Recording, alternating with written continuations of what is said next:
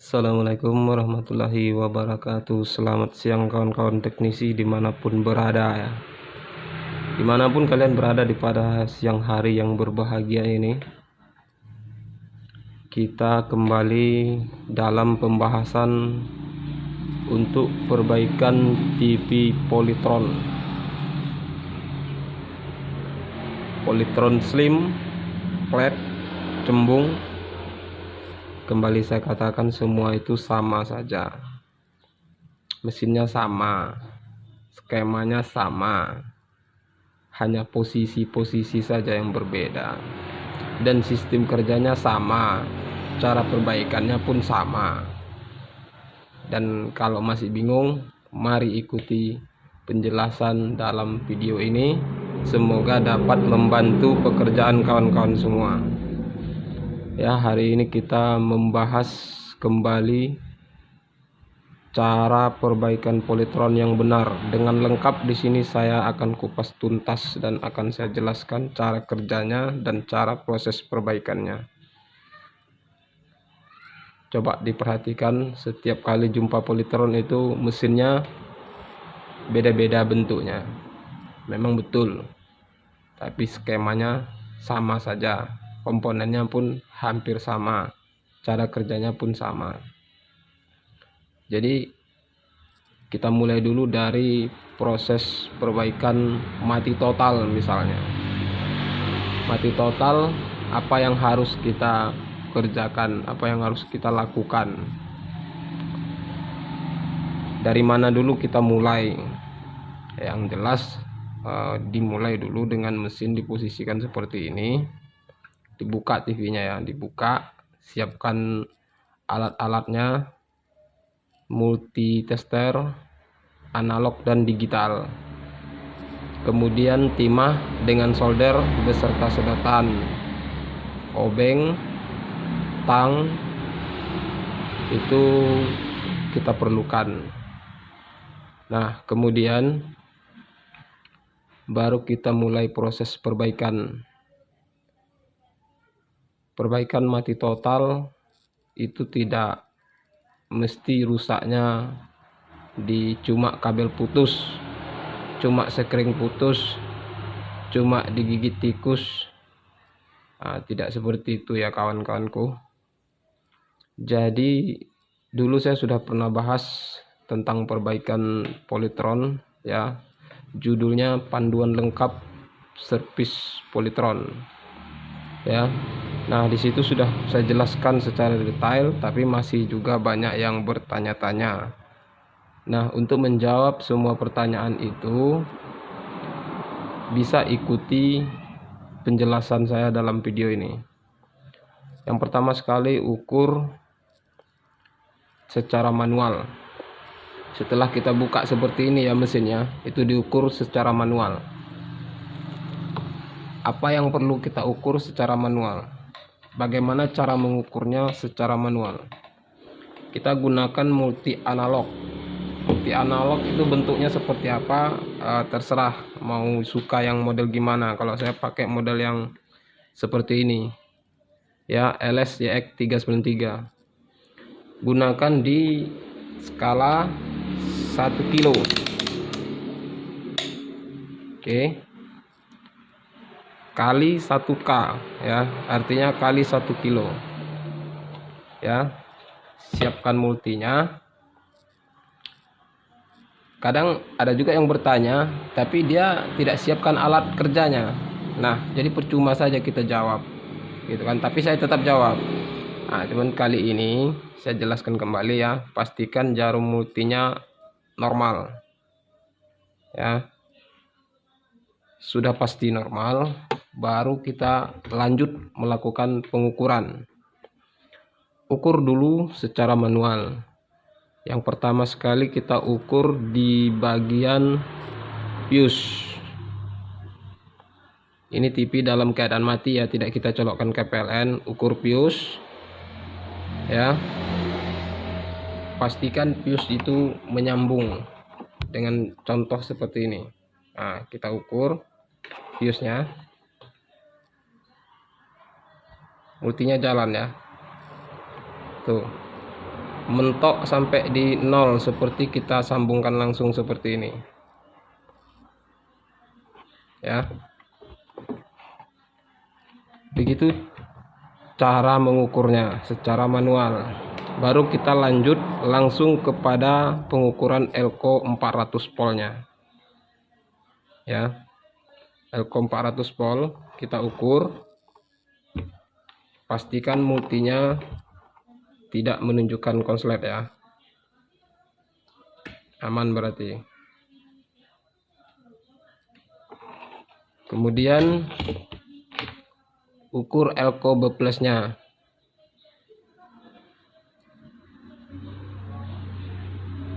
lalu ukur TR horizontalnya, pastikan tidak short. Kita ukur secara manual seperti itu.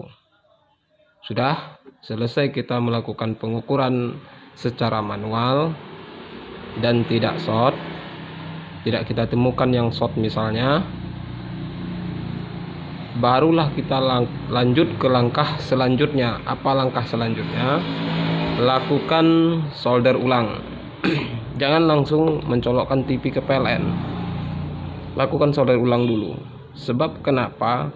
Kalau kita langsung melakukan mencolokkan TV ke PLN dan mengukur-ngukur tegangan, sementara di situ ada jalur yang longgar, ada solderan yang lepas, nah maka mesin tidak akan menunjukkan pada posisi tegangan yang sesungguhnya.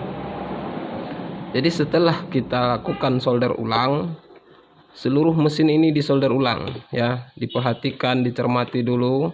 Setelah selesai kita solder ulang, baru kita cuci menggunakan thinner secara bersih. Setelah bersih kita cuci, barulah kita balik mesin ini seperti ini ya. Kita balik, kita perhatikan dulu secara seksama, apakah ada yang kebakar, apakah ada yang meletus, apakah ada yang meledak, apakah ada yang keluar jinnya ya. Jika tidak ada, barulah kita balikkan lagi. Barulah kita mulai menyiapkan multi digital, karena kita akan masuk pada proses pengukuran tegangan ya. Kita melakukan pengukuran tegangan. Bagaimana cara mengukur tegangan ya? Untuk khusus di Polytron, cara mengukur tegangan itu berbeda dengan TV lainnya, misalnya LG, Sharp, Samsung dan lain sebagainya. Polytron itu beda sendiri ya. Ukur dulu tegangan B plus ya. Di mana letak B plusnya? Di sini ya, di elko 160 volt 100 mikro atau 220 mikro ya. Ada yang menggunakan 100 mikro itu untuk 21 in misalnya, ada yang menggunakan 220 mikro untuk 29 in misalnya. Itu sama saja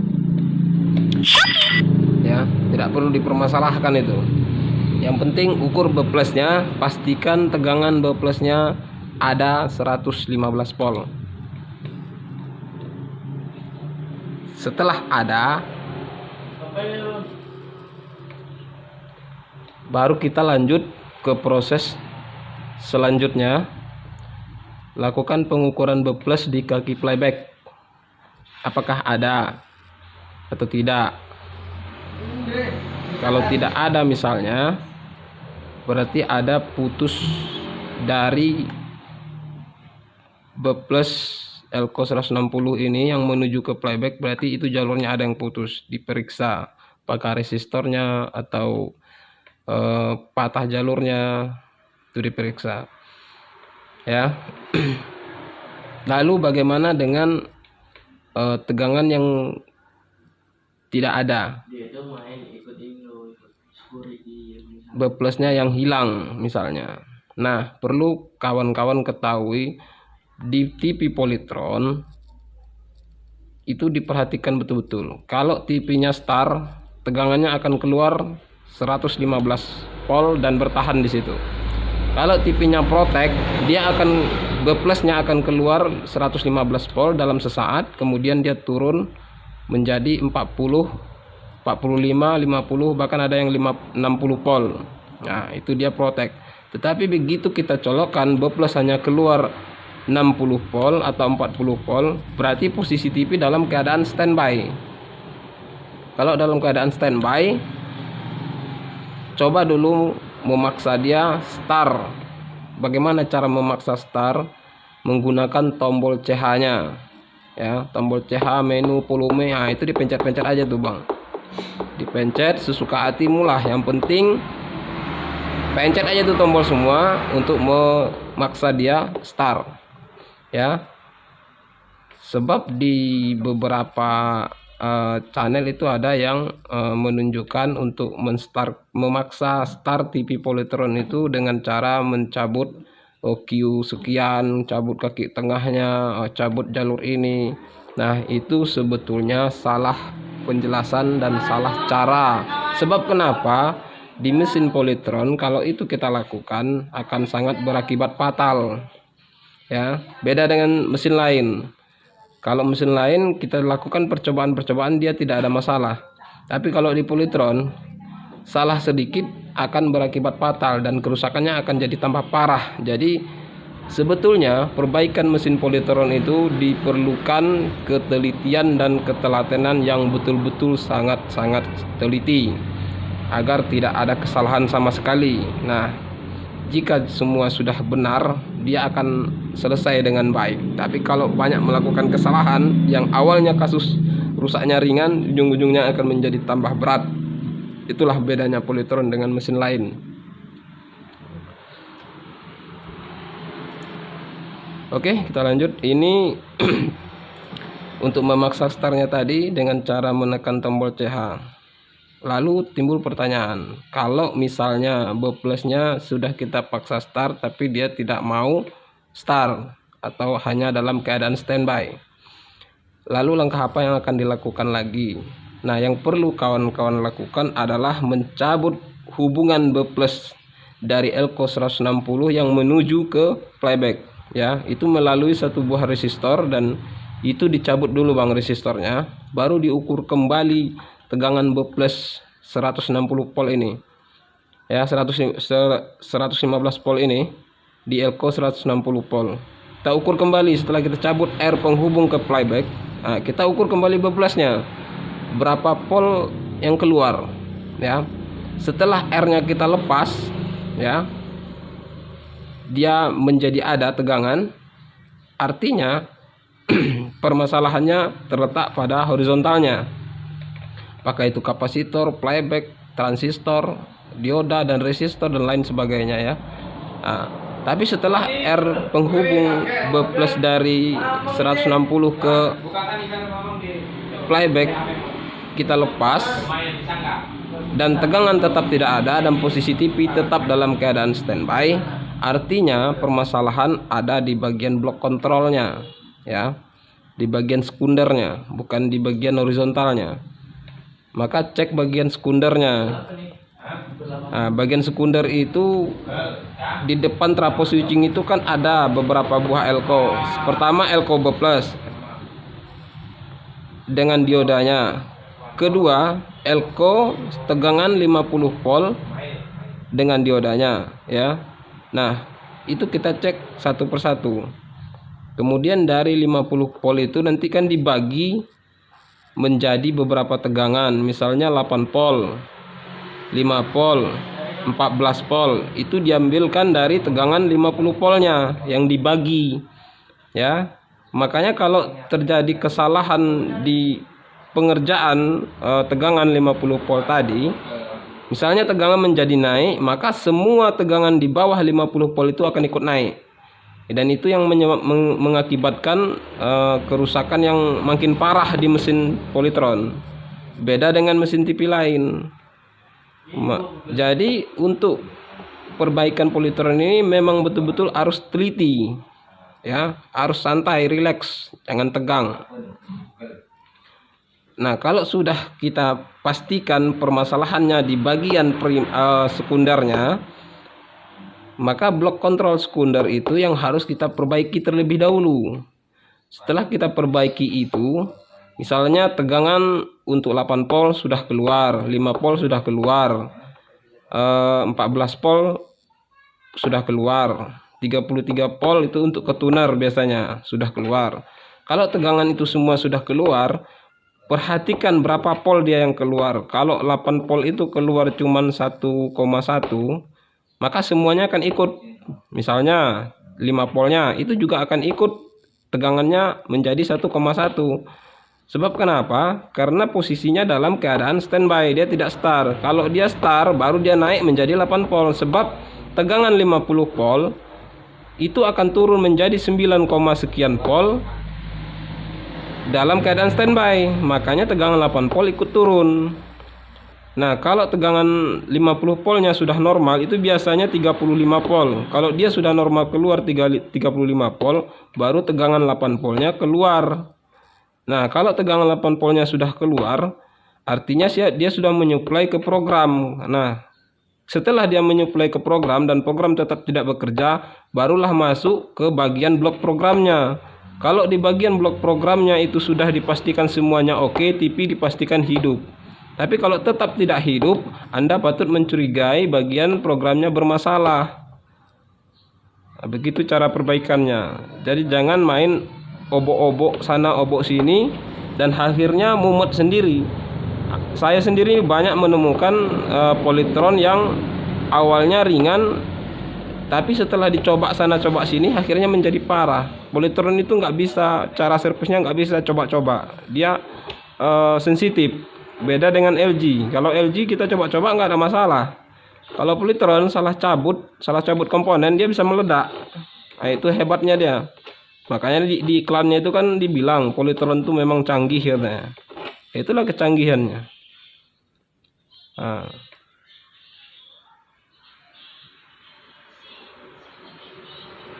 Jadi untuk perbaikan startnya itu begitulah prosesnya. Nah, setelah dia start nanti, setelah kita lakukan proses tadi dan TV sudah start, baru perhatikan lagi di layarnya apa yang tampil. Kalau dia tampil normal berarti sudah selesai, tinggal ngopi sama merokok. Tapi kalau dia bergaris misalnya kan, bergarisnya seperti apa? Apakah vertikal atau horizontal? Kalau dia bergaris vertikal berarti kerusakan terjadi di blok horizontalnya. Kalau dia bergaris horizontal, kerusakan terjadi pada blok vertikalnya.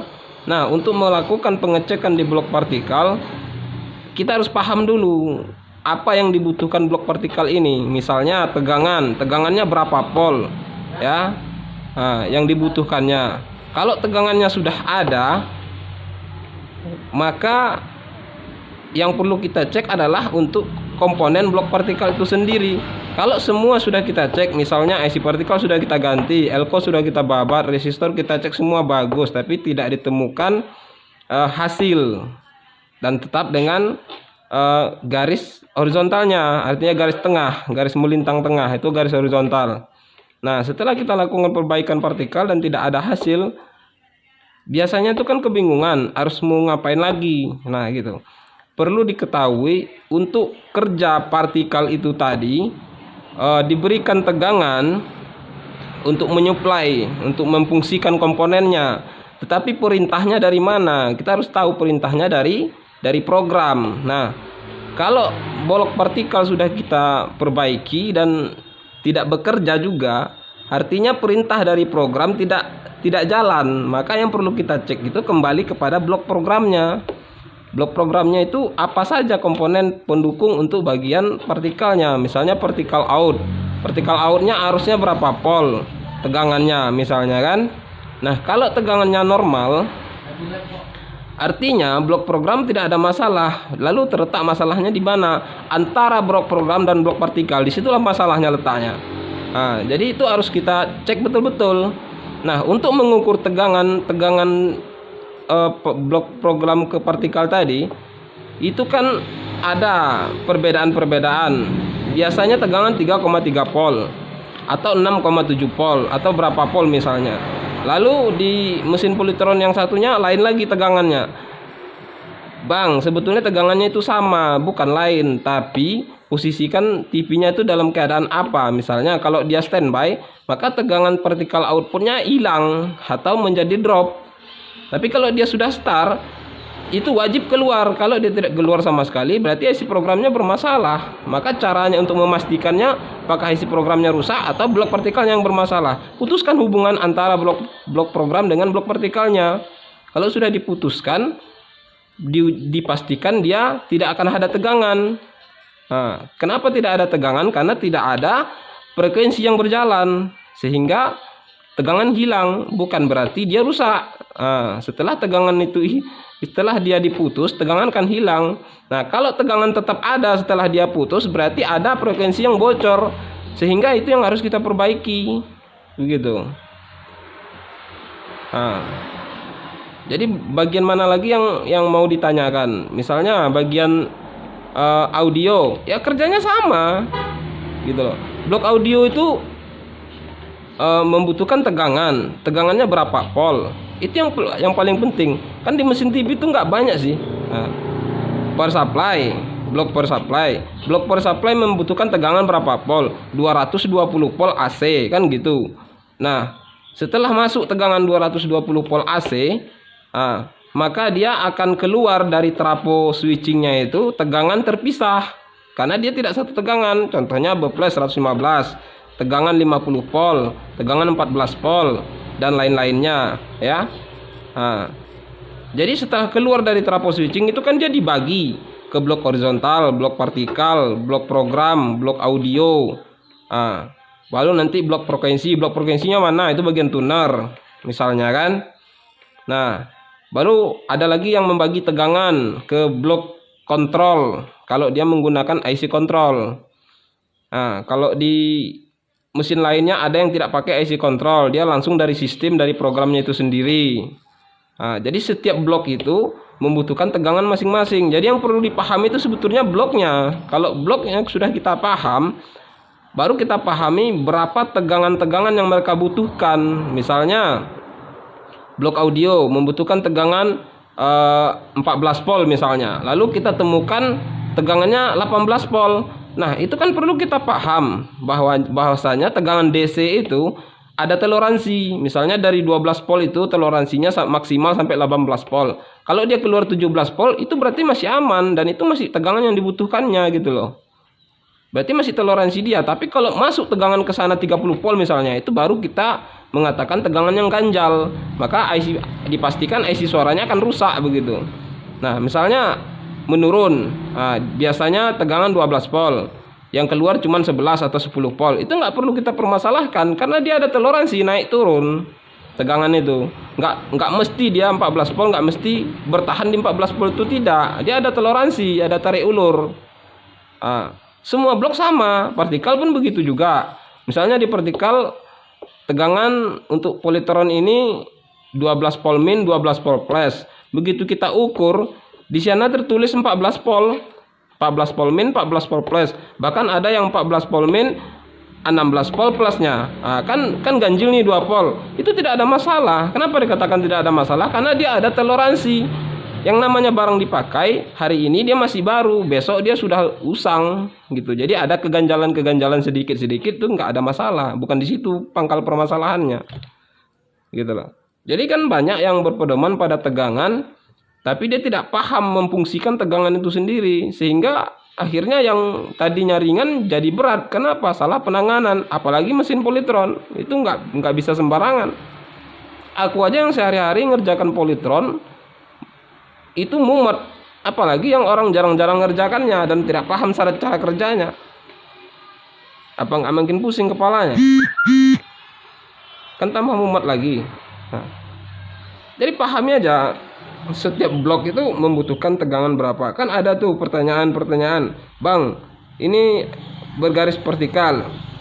Sebetulnya itu bukan bergaris vertikal, yang dia maksud itu bergaris horizontal, menggaris mendatar, itu namanya garis horizontal. Dan kerusakannya di blok vertikal. Yang paling sering di Polytron kan kayak gitu. Nah, nanti dia setelah diperbaiki jadi pelangi atau jadi protek. Itu yang perlu dipahami sistem kerjanya itu tadi. Nah, misalnya tegangan yang dia butuhkan sudah masuk nih, sudah masuk yang dia perlukan 12 volt min plusnya, atau 14 volt yang masuk min plusnya, itu nggak perlu dimasalahkan. Nah, lalu pertanyaannya, kenapa dia masih bergaris? IC sudah aku ganti, elko sudah aku babat. Nah, tadi kan sudah aku katakan, sudah aku jelaskan bahwasanya blok partikel itu bekerja berdasarkan perintah dari program. Nah, dan dia setelah mendapat tegangan lalu menerima perintah untuk kerja, baru dia akan bekerja. Kalau antara salah satu ini tidak ada, maka dia tidak akan bekerja, mau gimana pun caranya, kan gitu. Nah, lalu timbul pertanyaan, sudah ku pastikan oke bang, blok program sudah oke, blok partikel sudah oke, komponen sudah ku babat, tapi kenapa tidak mau juga? Nah, coba dipahami lagi, cara nyoldernya sudah benar belum? Lalu komponen penggantinya itu barang KW atau barang ori, kan gitu. Kalau barang KW dipasangkan sebentar meletup, bahkan ada yang kita pasang, kita colok, memang awalnya dia bagus, tapi begitu kena tegangan langsung rusak, error ya. Kita pasang ke TV lain dia bagus. Makanya kita perhatikan dulu komponen yang mau kita pasangkan, gitu loh.